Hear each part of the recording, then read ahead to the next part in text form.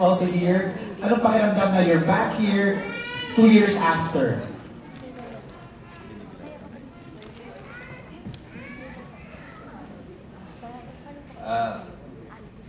It seems like such a long time ago na nung nag-promote kami ng the first time that Be Careful was going to come out.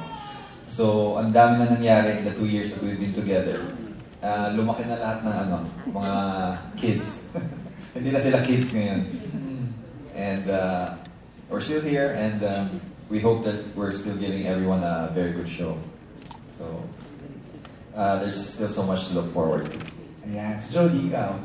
2 years ago, dito ginawa yung press con ng Be Careful With My Heart before siya unang umer.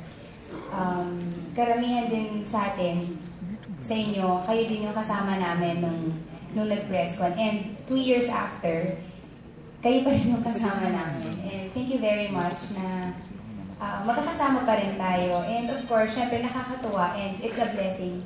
That's right. Na umabot ng 2 years ang Be Careful With My Heart. At dahil dyan, meron silang inihandang concert para sa ating lahat bilang pasasalamat. Lalo si Jody, ang balita ko talagang paghahandang tunay ang ginawa. Pero paano nga ba sila nag-prepare for this big concert? We have an AVP, panoorin po natin to.